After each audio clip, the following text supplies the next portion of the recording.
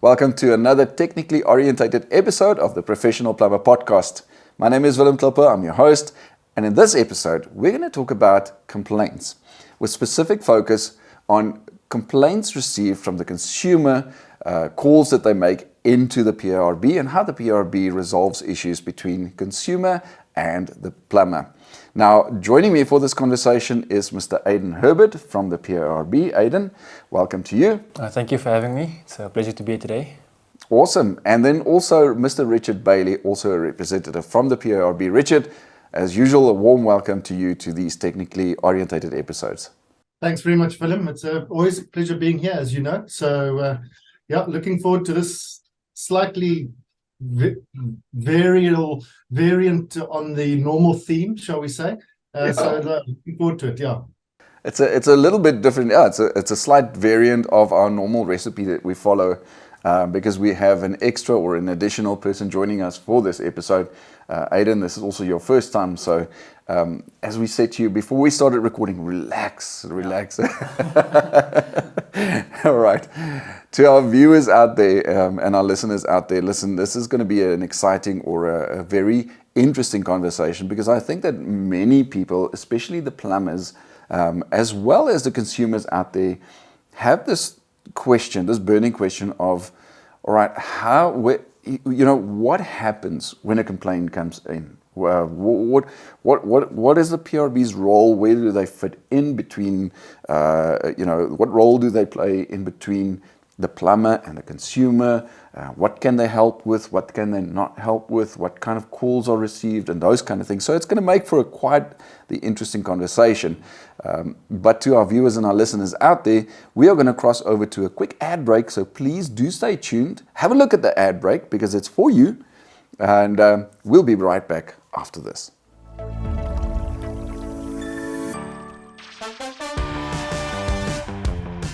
It's an exciting time to be a professionally registered plumber. The PIRB's leaderboard provides plumbers with the opportunity to be placed onto a ranking system to see how they perform amongst their peers around the country. This ranking system enables both plumbers and consumers to identify top local plumbers and monitor their performance nationally and regionally. Consumers will always look for the best, and at the top is where you'd want to be. It is therefore very important to be dedicated to continuously upskilling yourself through continuous professional development activities. The CPD points you accumulate during the CPD program will allow you to be rated on the leaderboard as you grow. The ranking system runs on a 3-month rolling average, where you can find yourself at the very top by accumulating more points than your peers. Top-ranked plumbers also stand a chance to win prizes through a lucky draw, where winners are announced on the PIRB's Plumbing 101 shows on YouTube.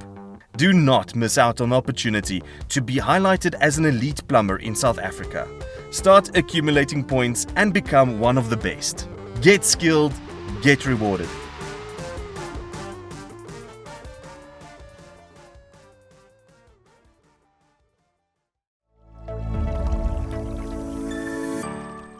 Welcome back. This is yet another technically orientated episode of the Professional Plumber Podcast with myself, Willem Klopper, Aidan Herbert from the PIRB, as well as Richard Bailey from the PIRB. And in this episode, we did mention that in our introduction, we are going to talk about complaints and how the PIRB fits in, between customer or consumer and plumber.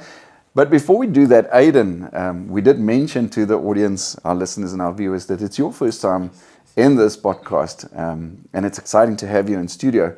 Just a quick introduction so that our listeners and our viewers know who you are and where you fit into the scheme of things. All right, so my name is Aidan Herbert. I recently completed my studies at the University of Pretoria, and I've been working with the PIRB for just under a year in the audit department, mainly as the complaints administrator. Mm-hmm. Audit department. Yeah, in the audit department, yes. I like you. The term that you use to describe your position is a complaints administrator.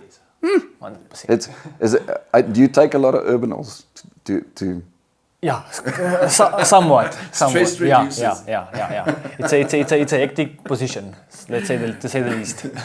Richard, I know that most of our audience and our listeners and our viewers already are very well familiar with you and the role that you play within the industry. But for those who don't know you, just a very quick introduction, please. Willem, Richard Bailey is my name. I've been involved with the PIRB as well as IOPSA in various roles and just generally involved. People say to me, what do you do? And I still don't know how to tell them what I do because I'm not quite sure. But it's just a matter of, getting involved where I can and doing what I can. Technically, I'm very strong, so I do get involved in the technical side of things. I do assist Aiden and Herman in the complaints department as well to get the reports out there, get them technically on point.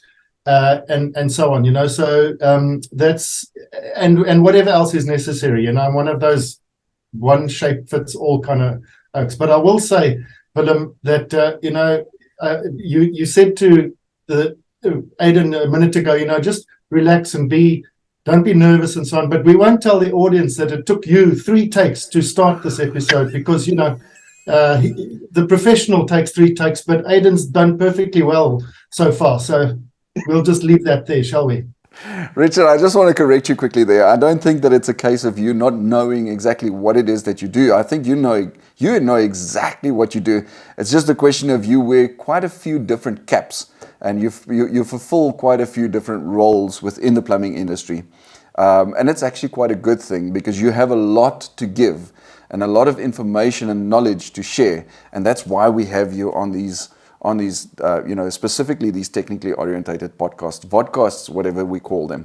So it's lucky to have you. It's lucky to have Aiden. And Aiden, because of the fact that you said you're the complaints administrator at PIRB, that's your main role, your main function. I want to shoot my first question for this episode to you.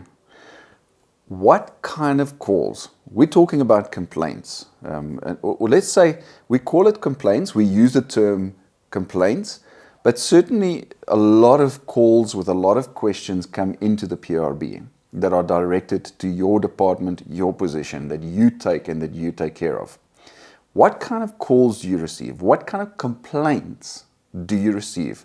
Whether that be from consumers, the customers, or even from plumbers, because I think also they can reach a point where they say, hey, help, I've run out of ideas of how to resolve this issue. Maybe the PIRB can step in. Okay, so I would categorize the complaints into 2 main categories. Firstly, it's the technical complaints or technical calls with consumers phoning about a technical issue they're facing with regards to plumbing installations.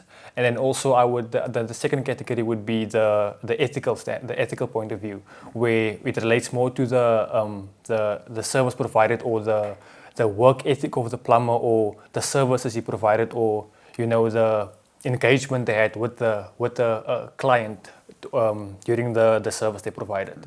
In other words, if a plumber had a poor attitude during the service delivery or whatever the case may be, if their appearance didn't quite fit the role or whatever the case may be, that's... Yeah. Or also, for example, after the plumber has completed the work, they left a big mess in the consumer's house, or the tiles are broken, or whatever the case may be. We also get a lot of those kind of complaints also. Or something that wasn't broken before the plumber arrived, now all of a sudden doesn't function properly or is broken. But mostly it's the plumber didn't do the work correctly, or they are experiencing problems after the installation has been done, or like I said, from the ethical point of view, where it's the standards of the service that was delivered is not up to standard, or what the client expected from the plumber. Do you sometimes receive calls from plumbers as well, where they find themselves in a situation, the first thought that comes to my mind is, hey, my customer doesn't want to pay me because of this issue or that issue that they have. Maybe, I've done my bit with the customer. Maybe the PIRB can help me, and they pick up the phone and they say, PIRB, hey, can you help me? So we don't really receive a lot of calls from the plumbers with regards to the clients. Most of the times when the plumbers do phone us, it's with regards to an audit that was done, and they have a disagreement with the auditor. Okay. So, for example, the audit, they feel that some of the findings weren't justifiable, or it's not in the SANS codes or whatever the case may be. They have a disagreement with the auditor. Yeah. Which is actually a good thing to know that they can also step up and say, listen, I don't quite agree with that. Can we have another look at this? Yeah, 100%. And we do have a process in place to assist the plumbers with that also. So let's talk about, so we know now what kind of calls you receive, what kind of things they ask for, especially the consumers, the customers. What kind of calls can you assist with? Where does the PRB's, the scope of where the PRB can assist you? Where does it begin and where does it end? What kind of things can you assist with? Issues can you assist with? What kind of issues is it sort of, that's out of our range of our scope of work or the role that we fulfill in the industry, we cannot assist with that? So mainly our first priority is to ensure technical compliance. So the main complaints we can help with is those of technical compliance, because we have a reference with regards to the SANS codes where we can keep the plumber accountable for what was done. But as time has went on, we have received more ethical complaints, and which is not really our scope, it wasn't our scope, but we saw there's a market for it, and we kind of had to adjust our process and our policy with regards to that. So our main focus is technical compliance, and we can also do ethical complaints on an ad hoc basis, given the circumstances of the complaint. Yeah. I just wanted to also just mention what Aiden was saying. Ethical, the behavioral side of the way plumbers behave ethically wasn't initially part of the scope of the complaints department. We weren't quite sure how to deal with that. And also the guidelines weren't so clear. But as Aiden says, it is something that is definitely required. And we are trying very, very hard to address it, to get it right. And then the other thing I just wanted to mention for technical complaints, and this is just a general comment, from the public's perspective, we get the complaint, so Aiden will get the complaint only when something has gone quite wrong. When a person has experienced, I don't know, leaks or damage to property or something similar. And it's a pity that it only becomes a problem. It sounds funny, but it only becomes a problem when it's a problem. There is a lack of understanding of what a plumbing system should be like. And nobody kind of realizes the problems within a plumbing system until you start getting bad noises, bad smells, leaks, etc. But it's such a pity that there is a general acceptance of mediocrity out there, and we only get the complaints really when the customers got they're at the end of their tether. So I would encourage, if there are any clients, at least consumers out there, just be more critical, a little bit more interrogating of the system that's being installed, and just have a better look at it, and ask the right questions, and you can even just phone us for advice, just say, is this right? I'm not complaining, I'm just asking a question, and we answer it for you, And we also have these technical vodcasts and podcasts for them to listen to or watch, including the Plumbing 101 show of the PRB, that they can actually listen to and to learn a little bit more about plumbing installations for that matter. And it's free of charge. They're welcome to have a look at it. Richard, there's a lot more to say. I want to get to quite a few more questions. But before we do, we're going to go into a quick ad break. For our listeners and our viewers out there, please do stay tuned. Please do have a look at the ads that are being displayed and played to you. We'll be right back after this. Are you having questions about the Plumbing Industry Registration Board and the plumbing industry in South Africa? Well, then join us on the couch and in conversation with the industry experts to answer all your lingering questions about the plumbing industry. The PIRB remains committed to ensuring open and consistent communication within the plumbing industry. So, be part of the conversation. Send us your questions on email at communications@pirb.co.za or on WhatsApp on 079 833 6930. Become a part of the conversation today. Hashtag on the couch. Hashtag PIRB.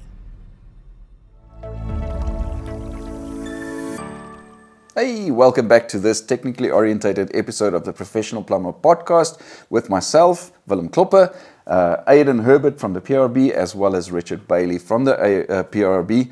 We are discussing complaints. We've looked just before we went into the ad break at what kind of complaints the PIRB receives, sort of what complaints they can assist with, what complaints they cannot assist with.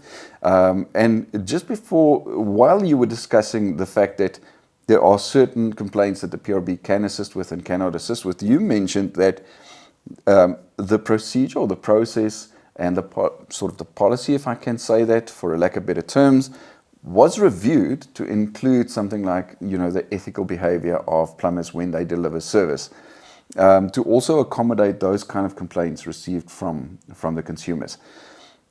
So to me, it's interesting because now it gives an indication that there is an actual process, an actual procedure for the PIRB to follow when a call is received. I want to shoot this question to the both of you, Richard, to you and to you, Aidan. What is that procedure? What happens when a call comes in, from the time that it comes in until the moment that it's resolved? So from a procedural point of view, we would receive the complaint via email or phone call.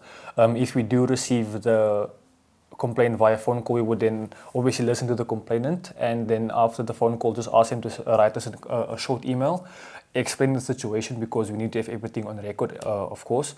And then we would just ask them to also attach the COCs or any invoices or any proof they have which could help their case. After that, we would then obviously view the information sent to us. We would then send the complainant the complaints form, which they have to fill in detail with as much detail as possible. That will just help us to kind of resolve the complaint to the best of our ability. After that, if the complaint is valid and an audit is warranted, we would then contact our service provider to arrange for an auditor to go out and inspect the installation. Once that has been done, the auditor will go to the site and inspect the installation, where the auditor will then draft an audit report, which we will finalize on our side and then send it to the complainant as well as the plumber. Obviously, we have to inform the plumber that, listen, here, we've received the complaint. It's important that they have a chance to rectify their mistakes or the complaint, if you will. If the plumber is unable to assist or can't assist, we will inform the complainant that, listen, here, we have made contact with the plumber. We have try to get the plumber to go back and rectify the mistakes. If that is unsuccessful, we would then have to inform the plumber or the complainant and then refer them to either the Consumer Commission or whoever can help them to take the next step. Certainly. Okay, so two things. When the auditor then has to go out to site to inspect the work that was done to determine whether it is compliant or non-compliant, or whether there were mistakes made or things done incorrectly for that matter, there's an arrangement made between the auditor to say, listen, I need to come to your premises. We did receive this complaint from you. I need to come to your premises to come and inspect the work. Can we arrange for a date and a time that is convenient to you? But at the same time, also you did say that the plumber also needs to be notified, because he has the opportunity to join or doesn't he? Yeah. If that is the case, if the plumber does ask to be on site, it is allowed. But yeah, so the plumber is allowed to. It's actually preferable if they're there. If they're there at the time that the auditor then goes to inspect to see what the complaint is actually about. Which they can also maybe rectify their mistakes when the auditor is there to get better advice from the auditor in case they struggle with something. Yeah.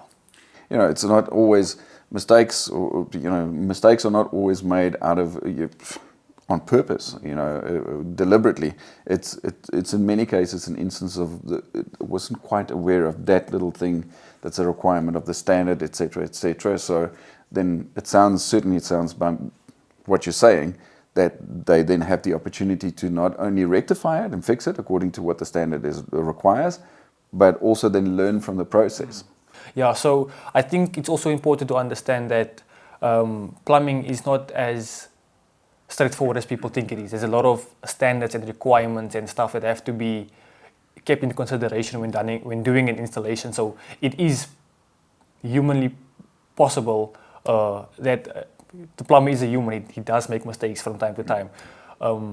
So I think the consumer just has to also understand that, you know, it does happen, unfortunately. But like we said, we are there to assist the consumer.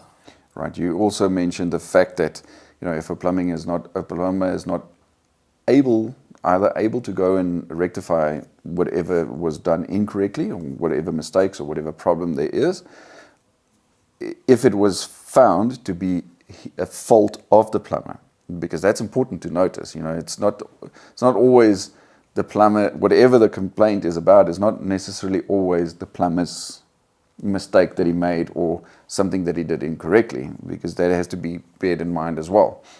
But what if a plumber is completely unwilling? You said that you then have to inform the consumer or the complainant or the plaintiff, is it? The complainant, yes. The complainant, to say, right, this plumber either cannot come and fix it or is completely unwilling. It's like, listen, I'm sorry. It's not. I know it's my mistake, something I did wrong, or whatever the case may be. I don't care, whatever. So you said then you would refer the consumer, the customer, then to something like the Consumer Protection Act. Alternatively, is there a recourse from the PIRB side towards the plumber that is registered with them? Does it affect that plumber's registration at all, the status, operating status under his PIRB license or registration? Is there any such effect? Yeah, so there has to be some sort of accountability. Otherwise, if there's no accountability, it's just going to happen over and over and over again. So the PIRB does have a internal disciplinary action that it does take against the plumber if the plumber willingly does not want to go back and fix the non-compliances. So there is a process in place to address those type of situations. All right. Certainly it sounds like there is some form of recourse then for the consumer if the plumber truly is at fault, and he truly did make either a mistake or he deliberately did something wrong that's not compliant, and he simply just refuses to fix it. I think it's also important for the consumer to know that it's not a case of we are just letting the plumber do whatever he wants to do, or initiating the complaints resolution procedure and then just having no outcome at the end. I think it's also just for the consumer to understand that by law, for example, or legislation, we are only allowed to go to a certain point. Right. We can only help until a certain point for as we have authority. After that, unfortunately, we are unable to take the case further. That's why we refer them to the Consumer Protection Act, who has further legislation and authority to handle such cases. For the consumer, but then internally you can... take action against the plumber. Action against the plumber. Richard, we did hear Aiden use the term the result or outcomes of a procedure, of an effort from the PIRB side to resolve a complaint from a consumer. From your perspective, what is the average outcomes when a complaint has been resolved? When the PIRB steps in to assist the consumer with a complaint, are those complaints or the outcomes of such a resolution, are they usually negative or positive? What is your view? Willem, I think it depends. It depends on what the expectations are and whose expectations lie where. So, from my perspective, I always see it as a positive outcome, because at the very least, there is now a transparency, and you are, as the consumer, you are privy to information that you perhaps weren't privy to before, which is a positive. From a plumber's perspective, I can tell you that very few are like totally unwilling, or it doesn't often happen. The guys step up, so it's 90% a positive sort of a situation.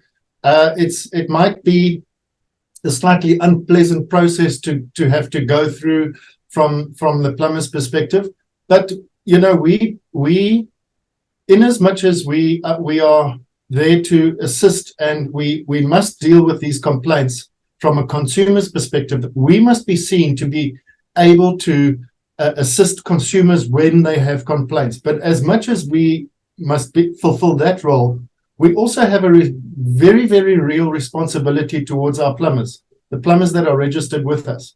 And we need to look after them and their interests fairly. What I'm saying is there's no bias. So when there is a problem and there is a mistake made, we point it out, but we do it in such a way, we don't come up with big sticks, that's not our approach. So our approach is one where we really try and address the complaint properly, but at the same time help the plumber to rectify it and get on the right sort of, let's get it resolved. Let's look for a resolution rather than. So I think it's mostly, vast majority of the time, a positive outcome. It's good to know, because it's from what you're saying, it seems that certainly the complaints procedure is not a punitive measure. It's not a punitive concept or idea. It's more of, let's get a resolution to something, a matter that wasn't quite resolved between plumber and customer in the first place. But at the same time, we're all human. We all make mistakes. It's a learning curve for the plumber as well. You're protecting both the consumer and the plumber. You allow that plumber to go and fix whatever it was that they may not have known before, or a slight mistake. We are human. We all make mistakes. Give them that opportunity, and then the same process, learn and keep that in mind, not to make the same mistake in the future. It's not a punitive process or procedure.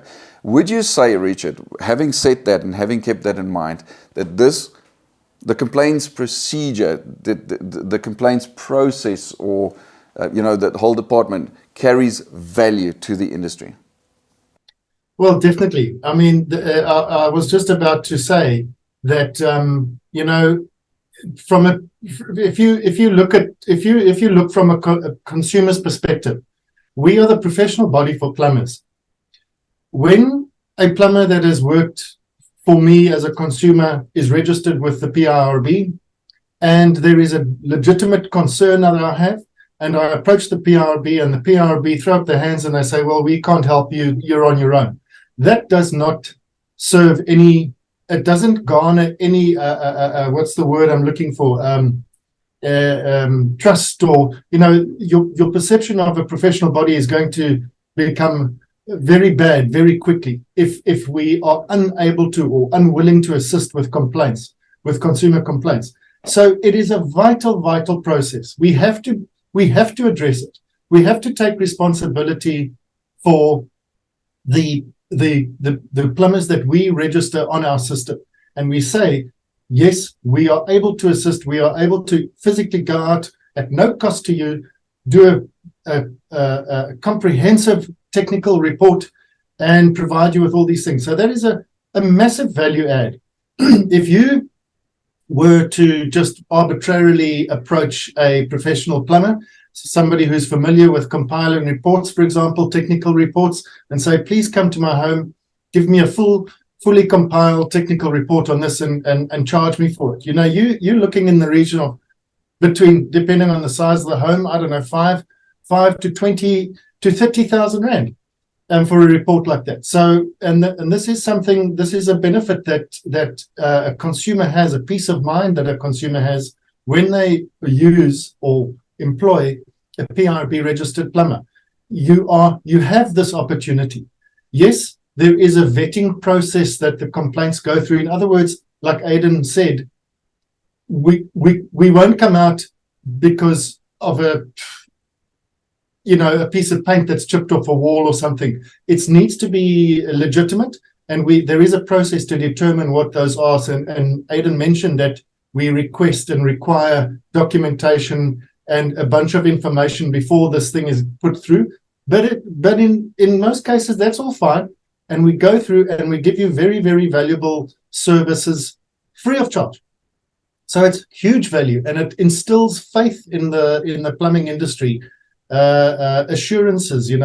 What's the word? There's a word that I'm searching for and I can't get it, but it instills faith. And you can be assured that you are at least getting the most professional sort of interaction that is possible with regards to plumbing and plumbers and comebacks and so on and so forth. At least it's being attended to. At least it's being addressed. Richard, I want to continue with that question, but I think let's just hop into another quick ad break.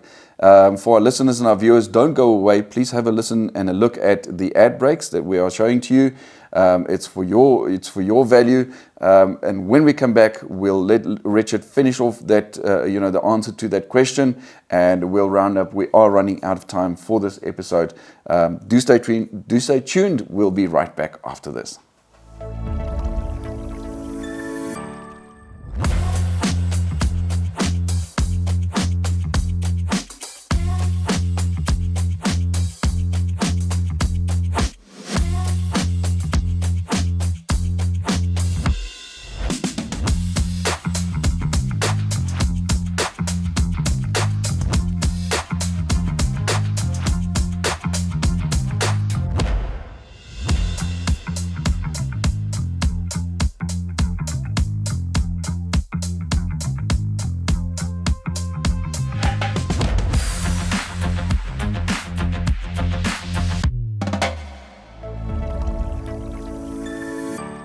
Welcome back to this last little bit of another technically orientated episode of the Professional Plumber Podcast with myself, Willem Klopper, Richard Bailey, and Aidan Herbert, both from the PIRB. We were talking about complaints, the complaints procedure that the PIRB has implemented, how it works, what they can help with, what they cannot help with.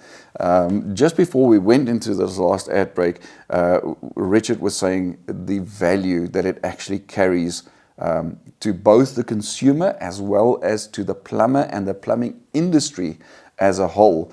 Richard, before I rudely so interrupted you, just a quick round off. We are running out of time. We have to close off this episode, but just a quick round off from both of you. Richard from your side, Aidan from your side.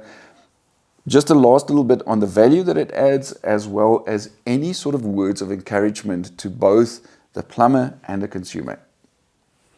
I think the complaints procedure adds a lot of value to the consumer and to the plumbing industry as a whole, because it creates accountability in the industry, and it also gives the consumer a platform to raise their concerns. And this is a very professional procedure. And then lastly, I would just encourage consumers before they take on a plumbing project. Try your best to make sure that the plumber is licensed and registered, or registered with the PIRB. That way we can be able to assist you. Richard, from your side? Yeah, very similar. I would just encourage consumers to be aware of the complaints procedure, its availability, and I would also encourage plumbers from their side to reach out to us at any time. Anybody that knows me knows my phone is always on. Phone. Pick up the phone, speak, ask advice, ask for technical, and lots of us are willing to help at any time. So I would just encourage that.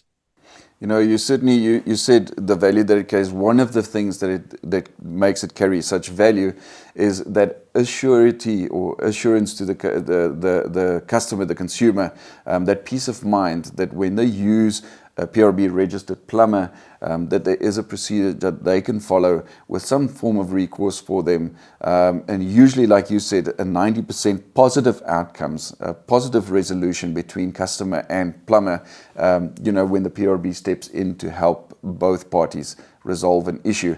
And it's also good to know that you said, Richard, a 90% positive outcomes is good, because it shows the kind of integrity that the plumbers have to step up and say, listen, maybe I have made a mistake, or maybe something slipped my mind for that moment when I was there and I didn't fix this properly, or I broke this when it worked before I got there. Whatever the case may be, whatever the finding of the auditor might be, the kind of integrity of the plumbers, and especially PIRB registered plumbers, licensed plumbers, to step up take accountability. We always say there's a difference between responsibility and accountability.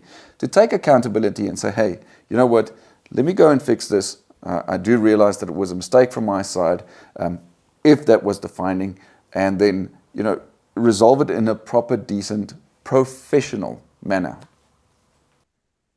100%. That's it. You've summed it up well. To our listeners and our viewers, whether you be a consumer or a plumber, do make use of the PIRB. It is make use of PIRB registered plumbers to have that peace of mind, to know that they are properly qualified, licensed to do the specific jobs on your plumbing system. It's like making use of a properly qualified doctor when you have to have heart surgery, same kind of thing. And then also know that you work with plumbers who have integrity. It's not to say that any other plumbers don't have integrity, but plumbers do have integrity, and there is a process and a procedure to follow. To our listeners and our viewers, our audience out there, please, that concludes the conversation between myself, Aidan, and Richard Bailey. But for you, the plumbers out there, do stay tuned, because right after this, we're bringing you some awesomely interesting industry announcement. From us, we're saying goodbye. Richard and Aidan, thanks a stack for having joined me. Don't miss out on the installers training and the plumbers evening on the 22nd of June at Builders Warehouse in Boksburg. The installers training begins at 8:30 in the morning, while the plumbers evening event commences at 6 p.m. on that same day. Hope to see you there. There are only 2 months left until our annual Champions for Charity event takes place. Don't miss your opportunity to show heart and be part of this fantastic charity event. Buy your ticket by visiting www.championsforcharity.co.za or by emailing c4c@pirb.co.za. The PIRB recognizes plumbers for their hard work and for staying up to date with their CPD points. The more CPD points plumbers earn and maintain, the better their rewards. Plumbers are now able to receive discounts on certain items like COCs and renewal fees, as well as other products, depending on the level of their continuous professional development status. But there's more. Plumbing stakeholders can partner with the PIRB to encourage plumbers to develop themselves. Please contact the PIRB via email at communication@pirb.co.za to find out how you can become involved.